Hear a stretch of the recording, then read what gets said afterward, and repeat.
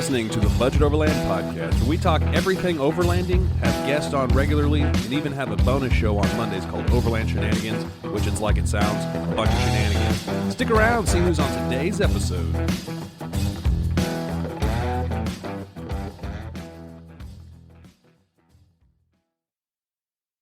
Hey guys, welcome back to another episode of the Budget Overland podcast. I am your host, Benji, and in studio, not physically, but we're in the same time zone. We got Shane Deibert, and he is from, are you from Indiana?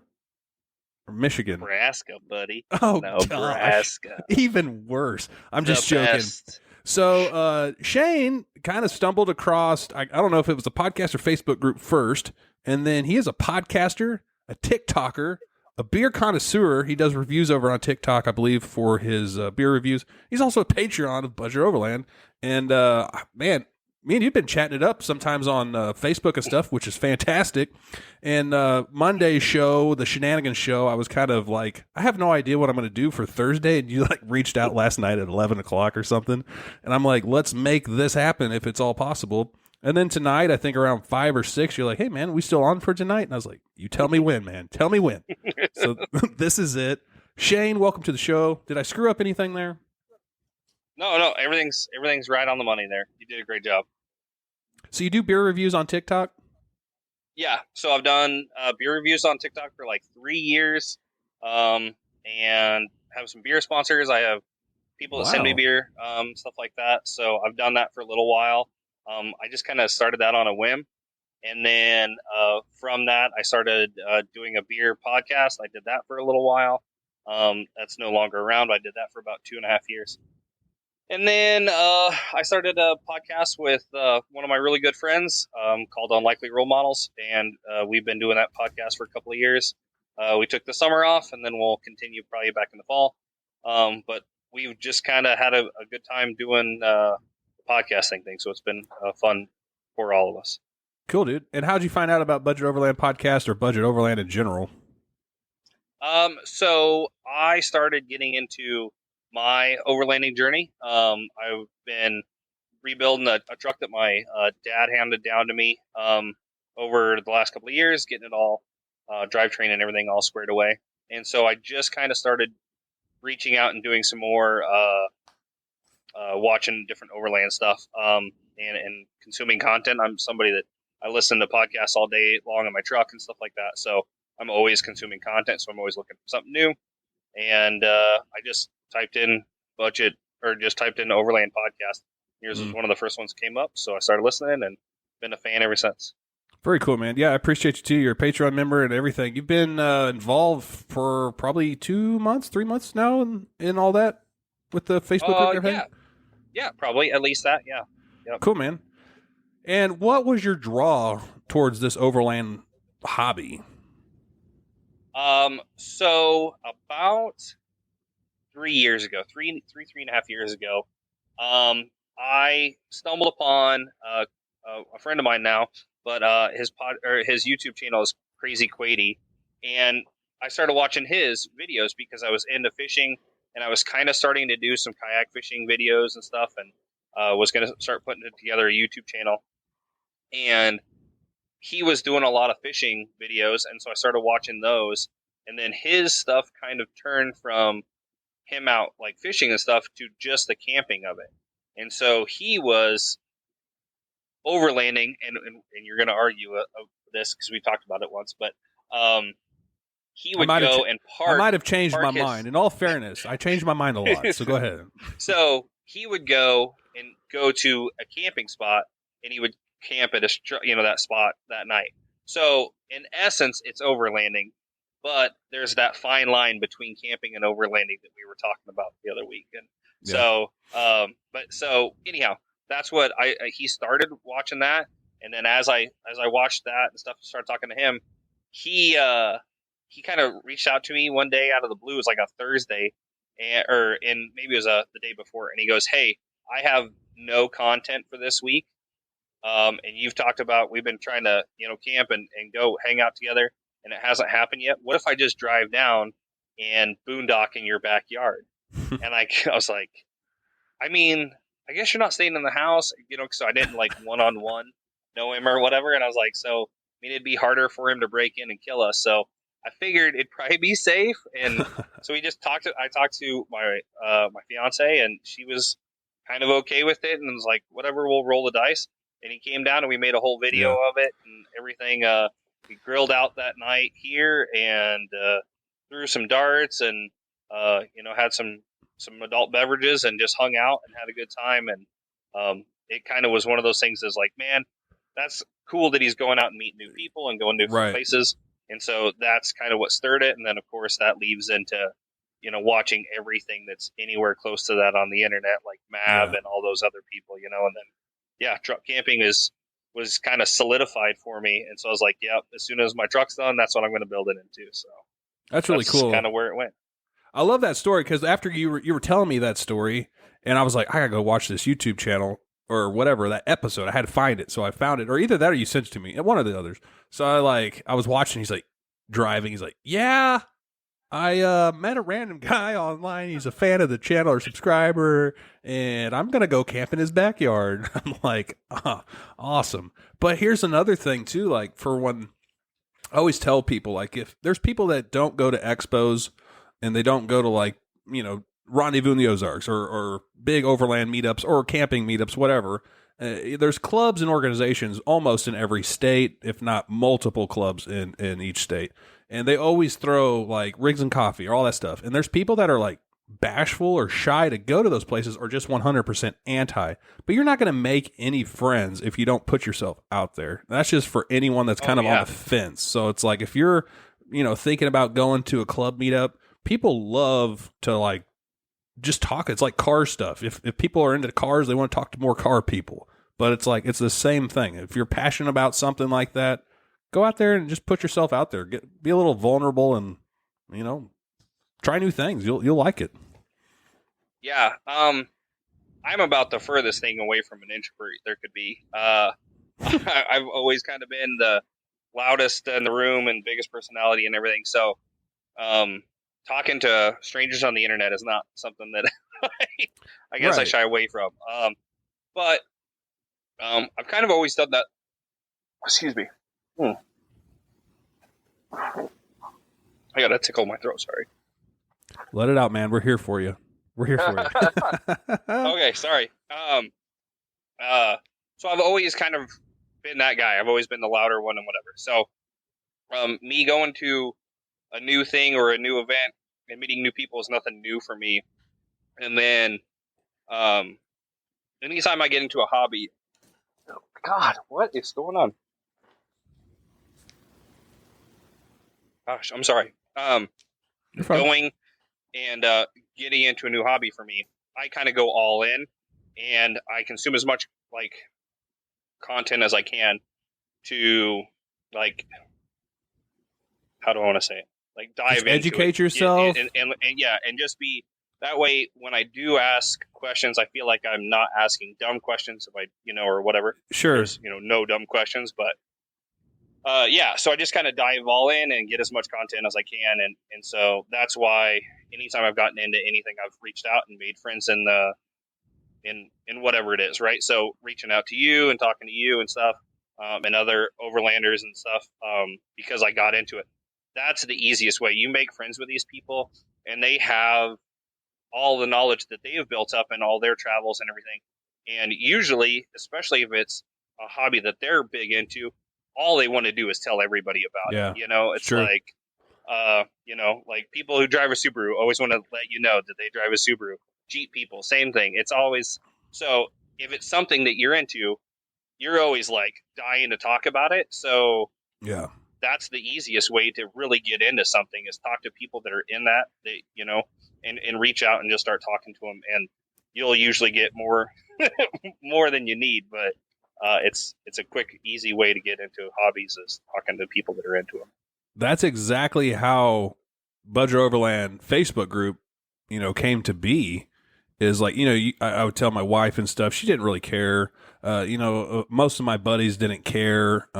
So anyway, I was like, I'm going to start a Budget Overland Facebook group and try to do this, because it's so expensive.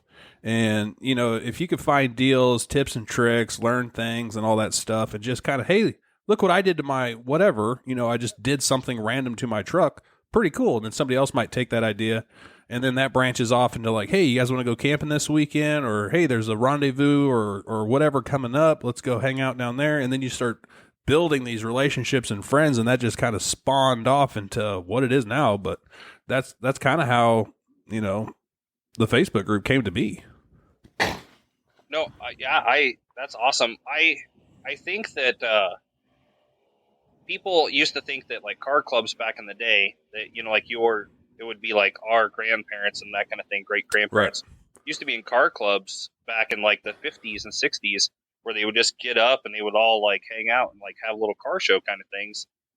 That's what we're starting to get back into, and it's just in a different way now, right? So now instead of meeting up in a parking lot and Van Nuys or whatever, you're out in Moab meeting up and having your own like little out in the out in the forest car show and bragging about your rig and enjoying the fruits of your labor with your people that like appreciate it with you, whatever. For sure. That's good. That's a good way to look at it, because a lot of times we joke, like me and my friends, if we're going out on a trip together, and the last one I could, kind of testify to this or give an example is, a lot of people know of my February trip. I had 10 rigs. I had guys from 6 different states, and we met up all throughout Arkansas at different times and stuff. So we had some pretty significant, not to us, but like for most people, it's like really significant breakdowns.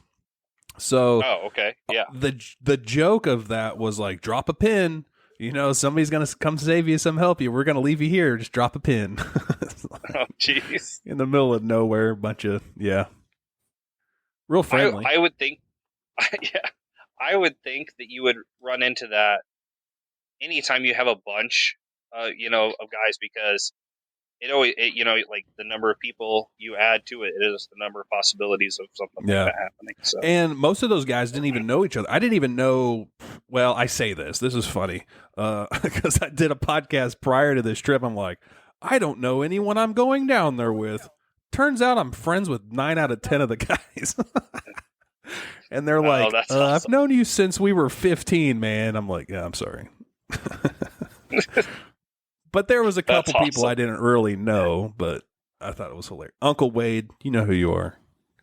So, no, that's awesome. Yeah, man. All the videos turned out awesome too. So all of the YouTube videos you shot and stuff for it was cool. So it's nice to kind of follow along with you guys. Well, it's funny for me because I'm not a podcaster or I'm not a YouTube guy, but I think it's funny to like share those. Like I could talk about a trip and be like, go watch it. And some people might feel like if they hear me talking about it, they might want to go watch it, and then they might feel like they're a part of it. That's my whole goal, is to just kind of, document that crap. Well, and I appreciate the way, you most of your stuff is fairly lighthearted and stuff like that. You don't really get into the technical stuff very much. You're just trying to shoot the landscape and your rigs going through stuff. So you do a really good job. I tend to like the guys that like are a little bit fun about it and like kind of make fun of themselves, like Overland. His videos are hilarious, like his whole truck fell apart on that thing. They're like, let's just tie a log to it and we'll just drag it down the trail or whatever.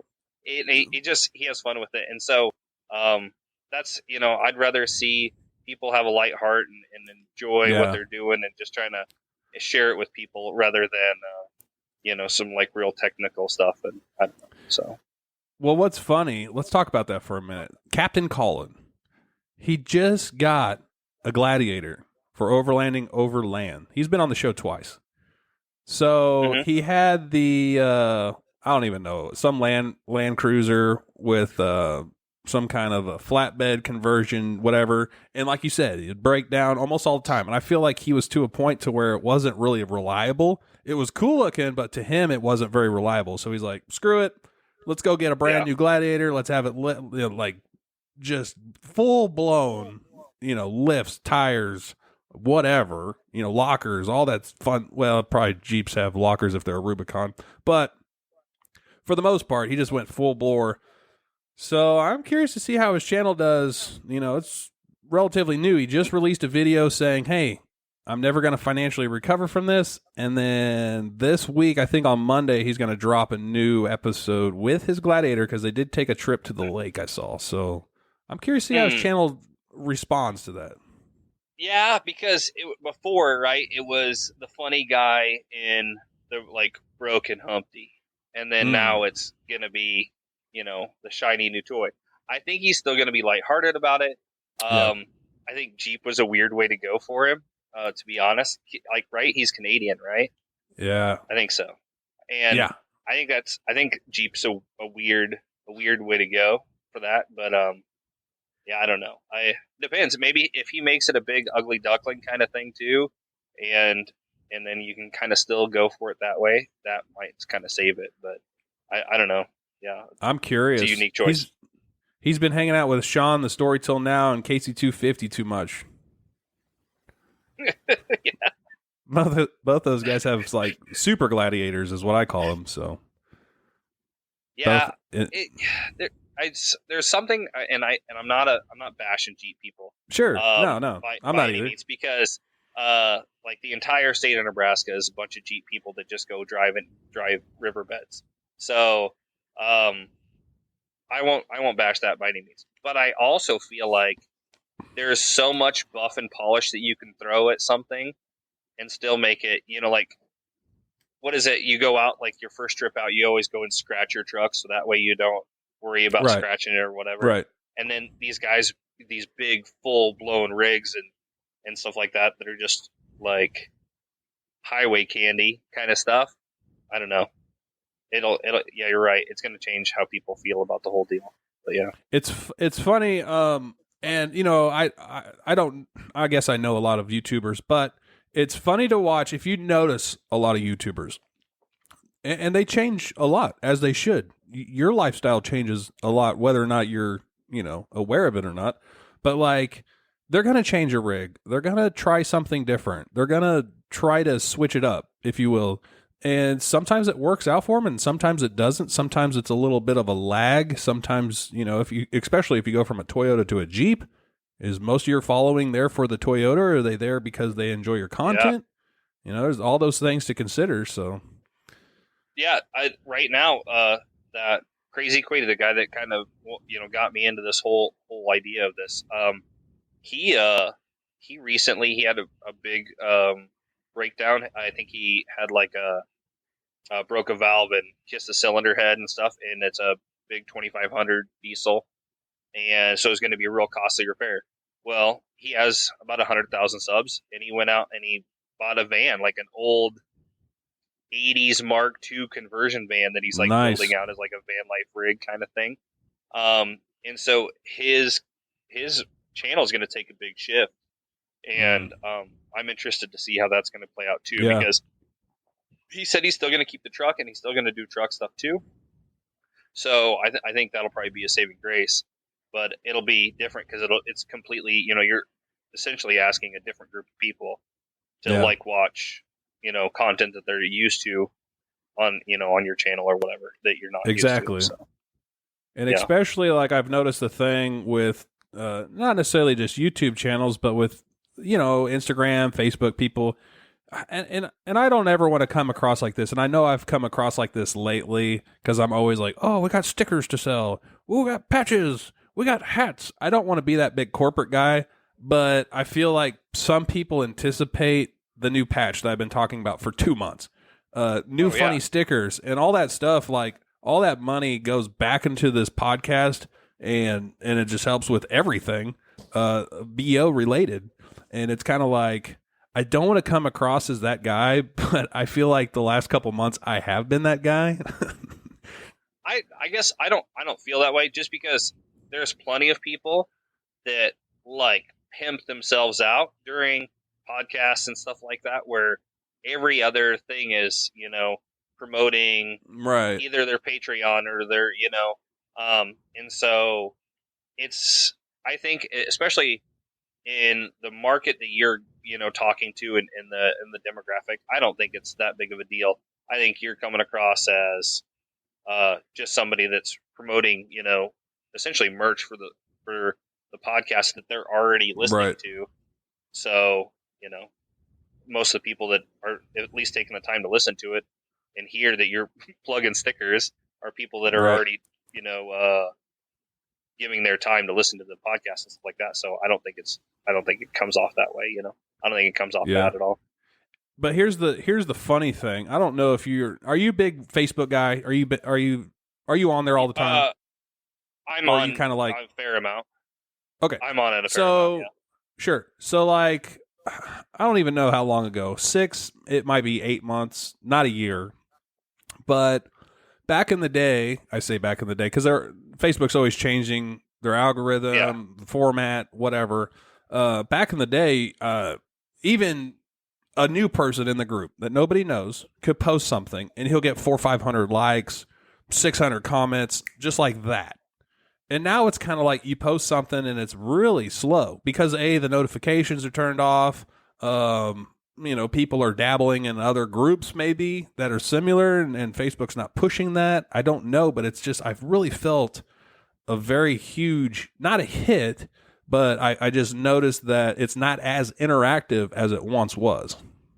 And I can agree with that because I bet from the first post that I posted to the last one, and I understand that, you have to put time into that, whatever, but the interaction was different. The interaction was a lot faster, a lot more comments and stuff like that. You're right. And it has slowed down. But I could imagine that it was, if that's just that little bit of time, it could have, it would have been crazy before, Mm-hmm. It was fun, and I don't know if it's because the group has grown so much. But back in the day, I would say our prime was probably, and I'm not taking that away. I don't want that to be, but like, I feel like the prime of the Facebook group as a member was probably around 10,000. That was fun because everybody kind of knew, oh, Joey posted something. Oh, Jimmy posted whoever. And then now it's like, it kind of just gets, especially if you let in 1,000 people, 700 people a week, it just gets lost. I wish I could just pause. Yeah. You're at like 70K right now, right? We just hit 50, but we're like at 5.7, and I've got 500 people waiting. I go through and I sift everyone pretty good. I don't just accept all. I go through and make sure they answered the questions properly and all that stuff. But we're about 50,000 right now, yeah. Okay, I see what you're saying. But yeah, but it's so many. Go ahead. Yeah, go ahead. No, I see what you're saying. I wonder if it's because there's stuff that's close, right? As the hobby grows, you could have been on. I don't want to say like you were the front lines of it or whatever, but you could have been on a period where it was just starting to pick up, and now it's grown so exponentially that everybody's spread out across different pages and different platforms and stuff so much. That's very true. I know that Overlanding USA's a pretty big one. Dispersed Camping's a pretty big one. Then, of course, there's multiple Jeep sites and all that stuff, but I just think it's funny. I don't think it's funny because I spend a lot of time on the email list, the Facebook group, and I've got a pretty good mod team. We've got about 12 mods and 2 more admins, and then the podcast. That eats up a lot of my time. It's not a job. I'm not getting paid for it. It's a hobby. Yeah. And, it's a lot of work for a hobby. So I don't know if I'm not burnt out. I'm just saying I need to pick and choose what do I spend time doing.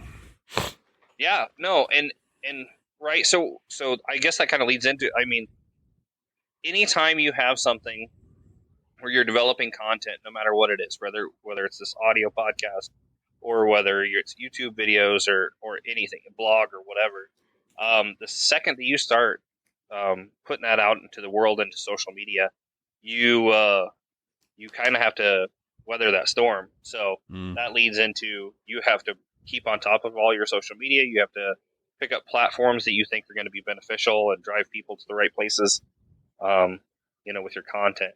And it can be a lot. It can, with the podcasts that I've had and stuff like that, and I had a couple small businesses and stuff, and just keeping up on social media to be relevant and in that, top whatever tier that really gets shared around a lot. It's a lot of work for sure. Yeah.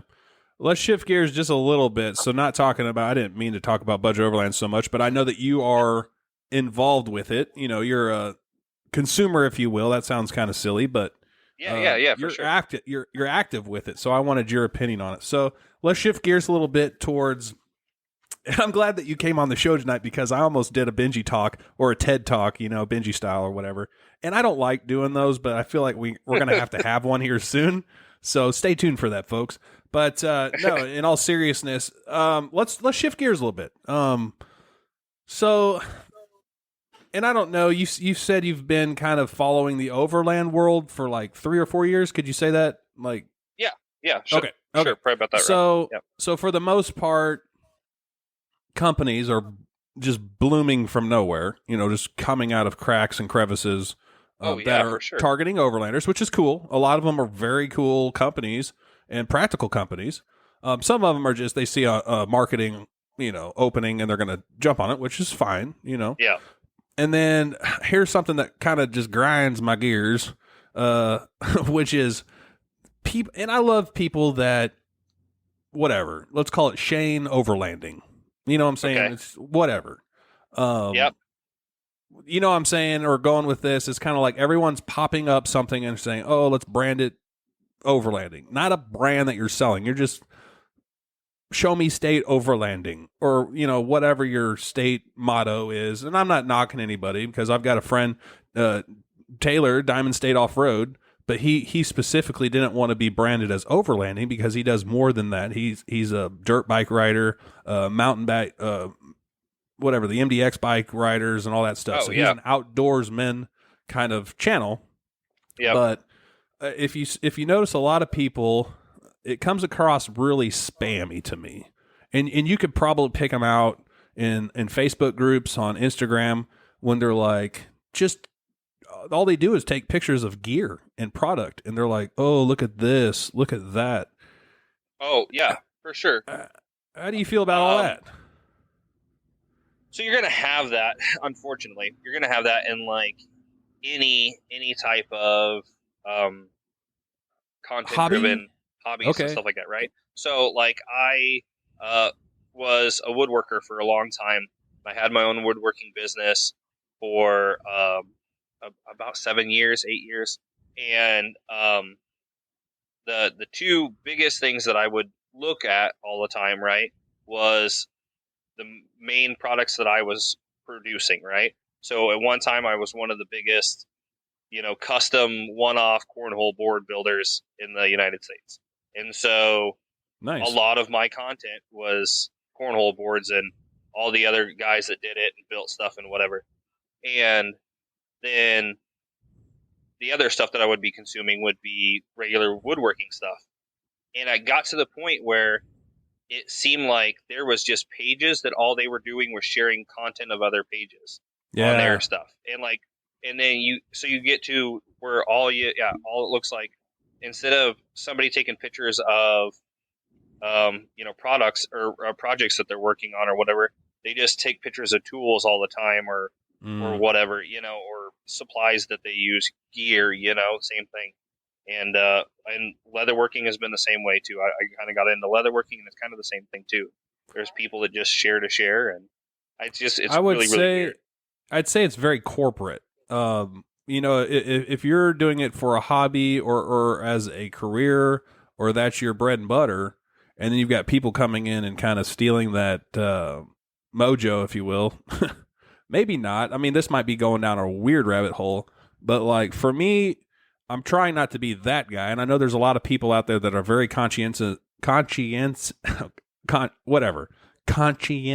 help me out, bro. You're just going to let me stumble here. Now it's your turn. Conscientious. It's close. I don't know what it is. Cinnamon. Aluminum. Okay. So anyway, we're going to get this right. Conscientious. Anyway, moving on. We just lost all our sponsors. Okay, so anyway, no, you're gonna get hooked on phonics as a sponsor next. Beep deep. Okay, what else you want to talk about? I already butchered that. Shooting Christmas. So whenever I you're don't know. alert or aware of what's happening, it kind of just spoils the fun. Right? But Okay. go ahead. You were on something there. I thought I was. So I'll tell you what. So I only got into overlanding about 4 years ago, but I have a big camping background. So I kind of wanted to talk about how other people camp and how that's like perceived against different groups. So, Ooh. okay, so hear me out. So when we first started out, I remember as a kid tent camping, and the coolest thing that I ever seen, it wasn't anybody's camper or anything like that. My uncle had a VW bus that was the camping rig, where the Nice. top popped up on it, and it had the little kitchenette in it and everything. And that was the coolest thing ever to me. Right on. And I collected like VW buses for a big part of my life just because of that, and the memories of going out and tent camping. Well, then as I got older and stuff like that, a big part of my family turned into camper people.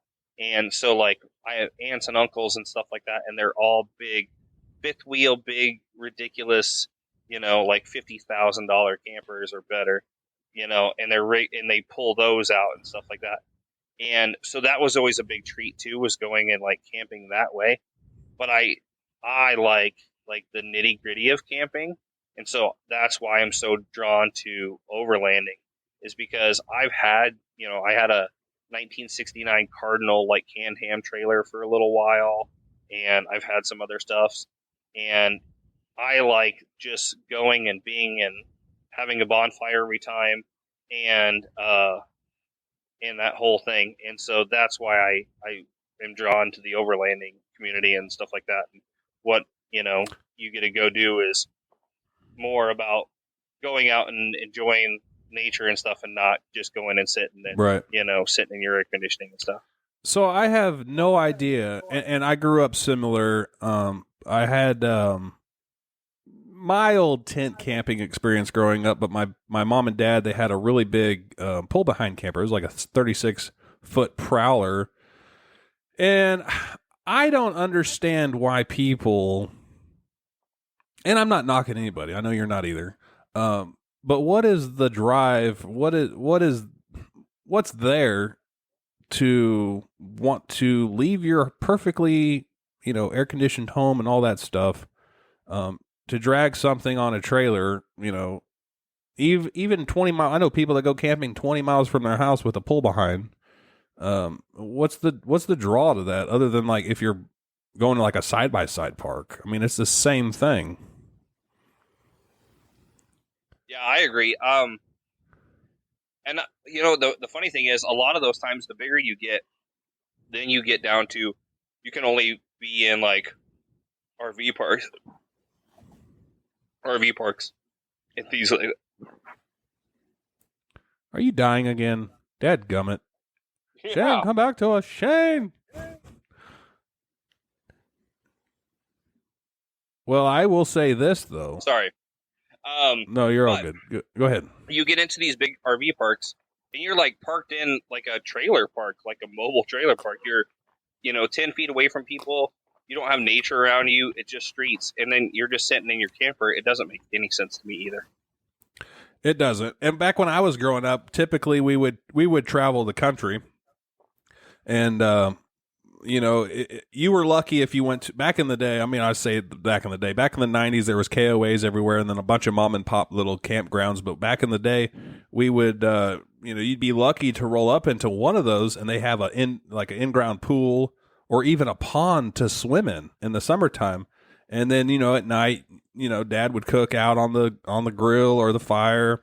And then, mom and dad, they'd say, go take a shower and all that stuff. And then, it's 7:00, go inside, sit down in the air conditioning, and then watch a TV, like a movie or something, because there wasn't like satellite readily available.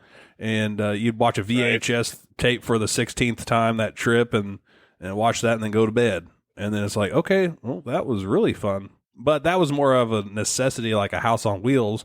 It was cheaper than staying in a hotel, because my dad was he traveled the world. he really traveled the world, but he was like in a gospel choir, or he was a gospel singer.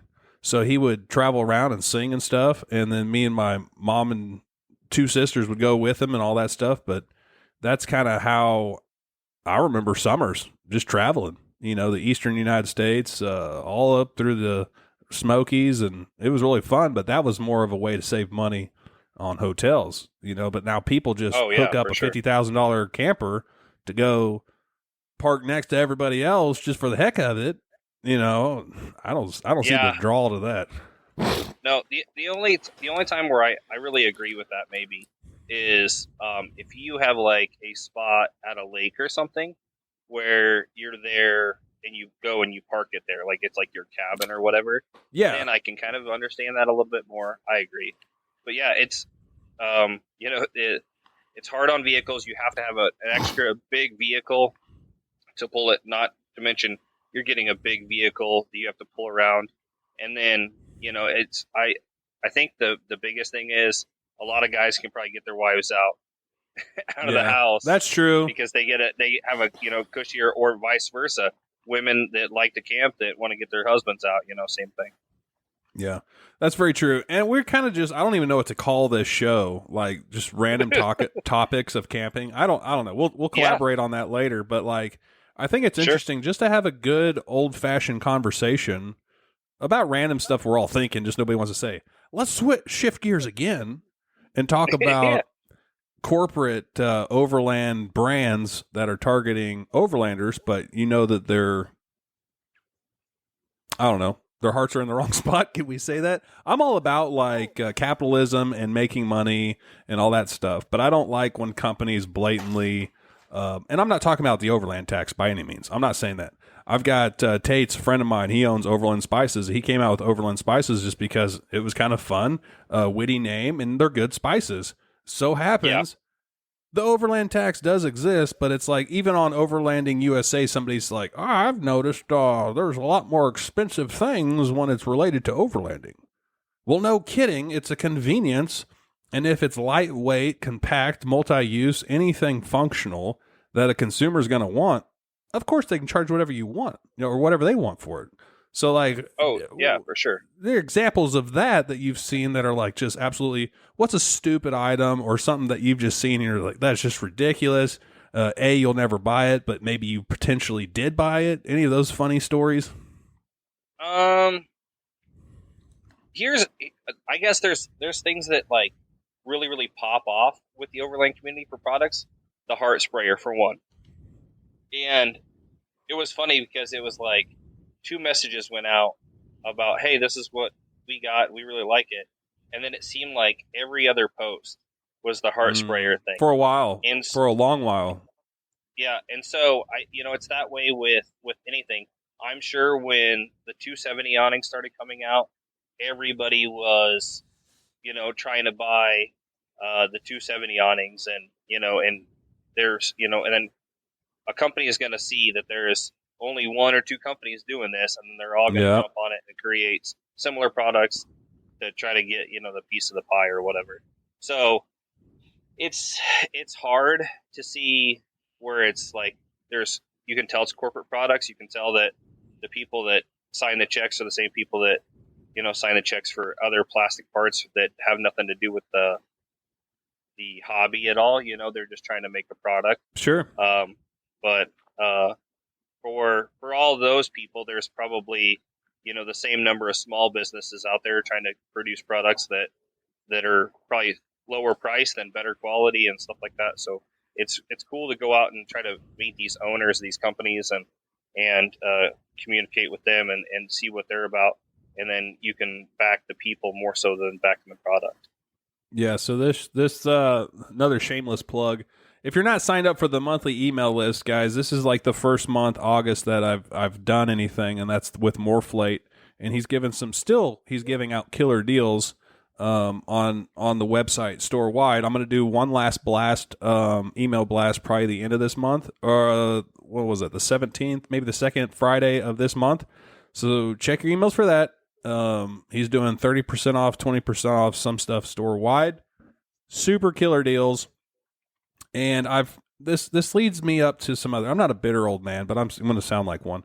But I've been reaching out to multiple companies, and I've only sent out 12 emails to companies. I've got 2 or 3 quote air quotes right now meetings with people. They're just kind of curious. They've never heard of Budget Overland, and budget just sounds really, it's cheap. It just sounds cheap. And does a company want to partner with somebody that's got the name Budget in it?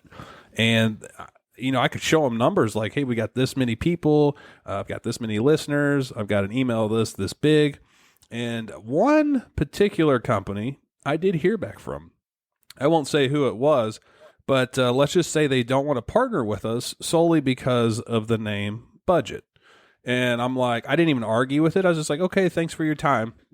I always give out the stats of, hey, I've got this many people, everyone volunteered to give their email out. Here's the size of the Facebook group. Here's the listeners. And it's just like, yeah, we don't want to partner with you. And that's kind of where I was at with the corporate side. I was like, I can see where you're at. You don't want to partner because of your brand. Yeah. You don't care about the community. No, I could see what you're saying now. Yeah, it definitely makes sense because if they don't, it's like people that, companies that refuse to be, they don't want to be sold in Walmart or whatever. Same thing. Just because they don't want to be associated with, that bargain, that, deal shopping or whatever. I could see that for sure. Weird. But yeah, I could see it.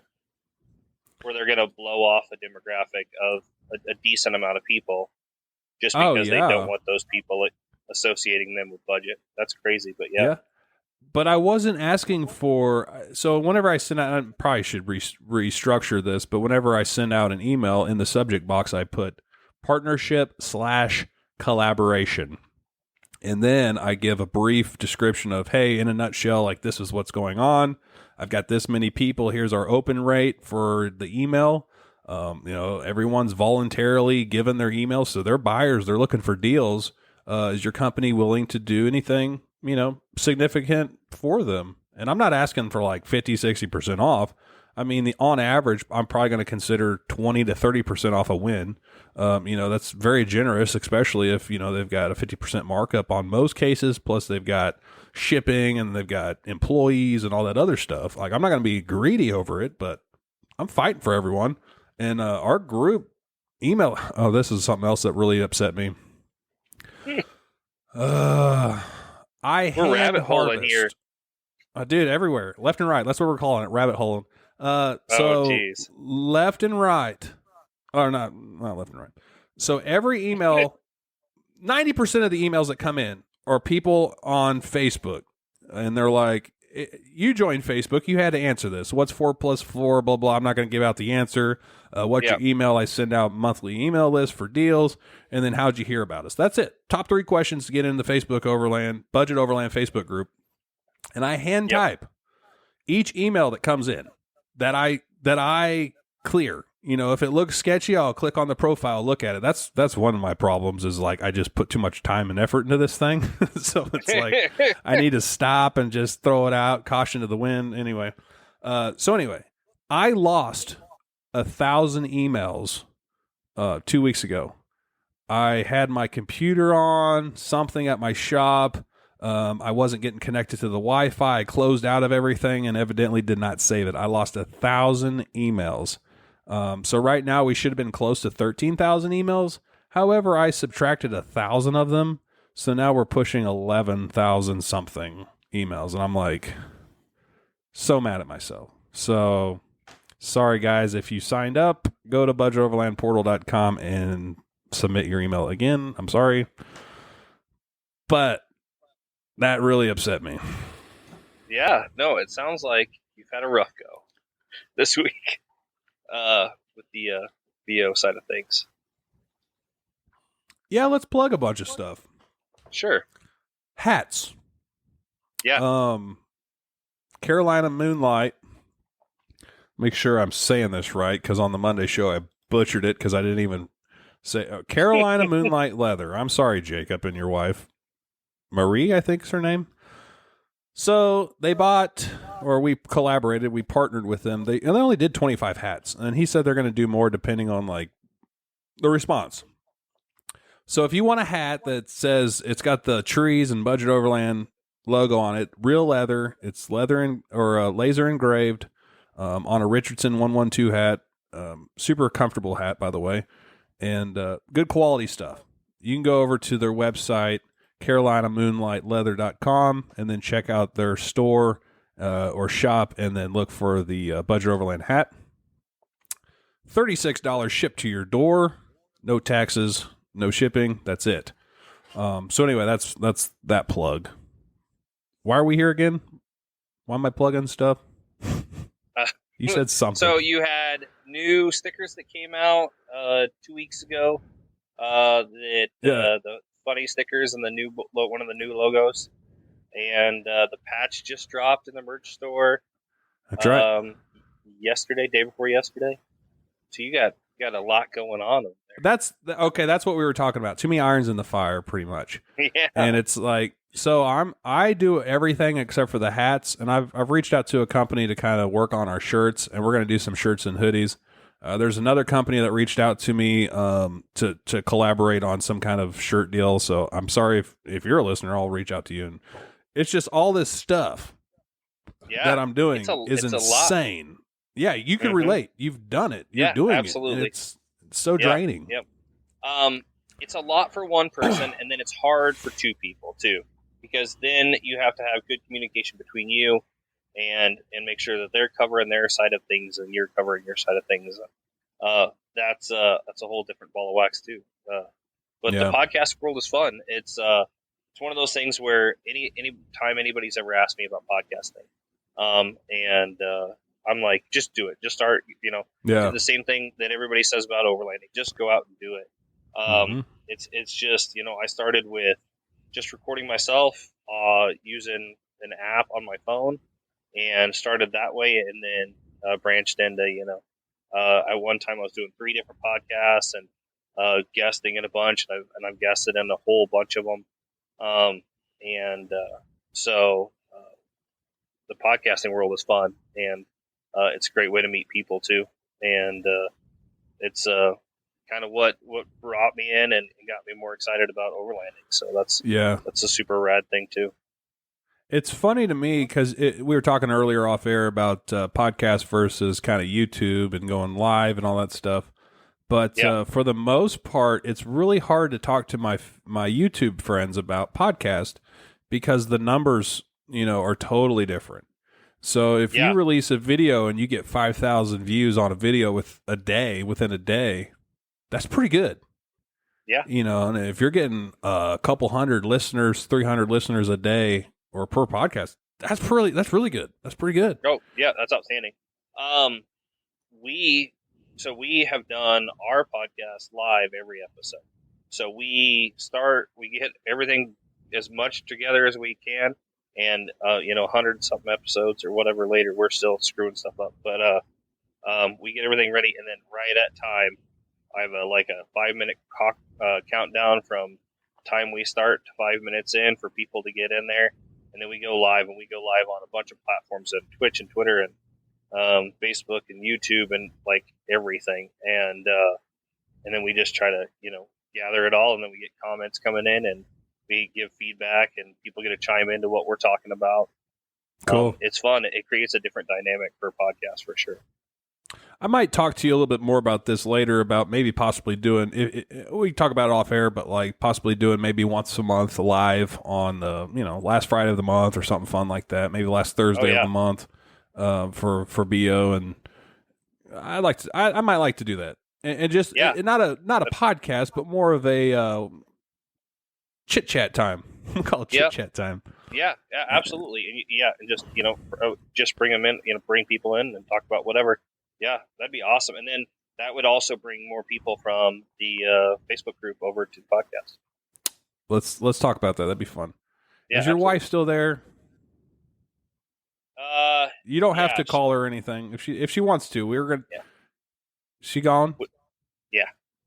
Okay, that's fine. We were gonna talk to his wife. She doesn't like to camp or something. But it's all good.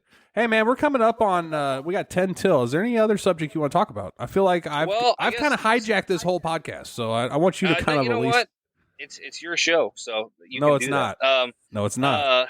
It is. It's but anyhow, I guess the only thing I could talk about what's going on with my rig and what my future plans are. I guess do that. Do we What want was to your talk rig about again? that? So I have a 1994 Silverado. It is 4x4, the works. It's got the 5.7 V8 in it. And I just got the transmission rebuilt. It's got a new radiator, new throttle body, new plugs, wires, everything. So it's good to go. I got some other little here's and there's to finish up on it, but I have an ARE topper on it, and then I'm gonna plan my first day out actually probably next week. Nice. And so I kind of have like a plan for it. All I'm going to do is just put a real simple platform in to go over the wheel wells, and that's it for this first time out. And when I go out, as I am, and I'm going to kind of not take a whole lot with me. So, and I'm going to go probably about 20 miles out. So if I have to come back, I can. But I'm going to go out kind of bare bones. And then as I think of stuff, or like as stuff comes up, like, oh, I should probably have this. Oh, I should have that. I'm just going to write it down. And then that way I kind of start with less in my rig to start with. And then I can go, hey, yeah, this drawer system would be really handy right here. And then kind of, just build it as I go. I kind of have an idea in my head that I want to build it something like with a drawer system on one side with a single bed, and then a little bit of shelving on the other side for, parts and pieces, and then have it to where you can put a platform on top and go all the way across if you want to. But I'm going to kind of feel that out as I go out and build it out. So you're going to sleep in the topper?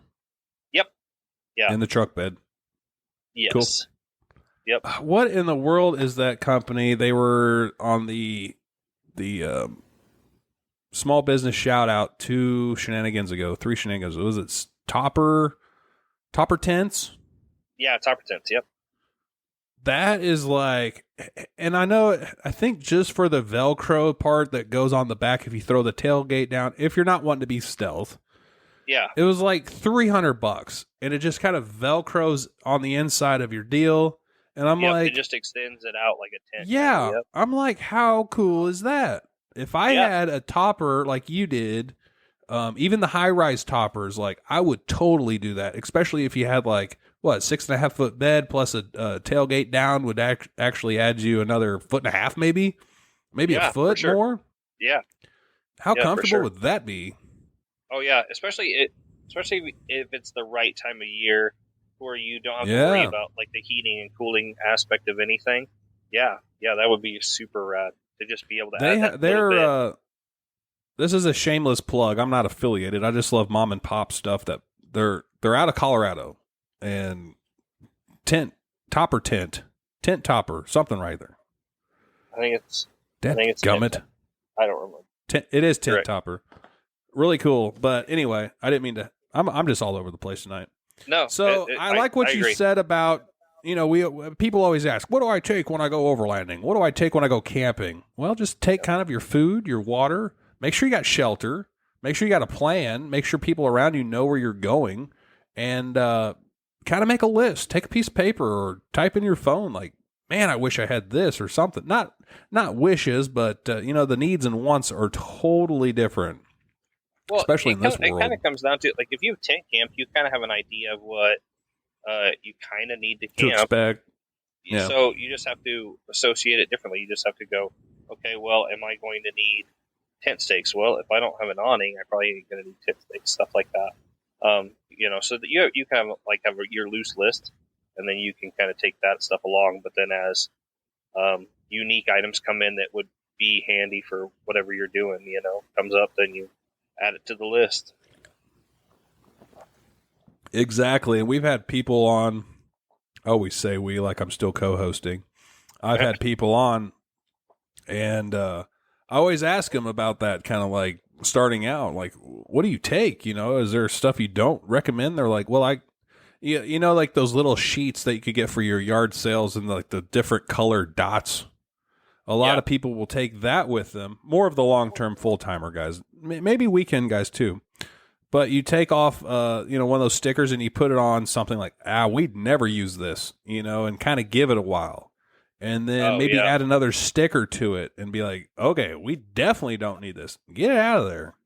So I think it's kind of the minimalist approach to me is really cool, especially, if you're on a budget like we all are and kind of like decide where is it worth spending the money versus not.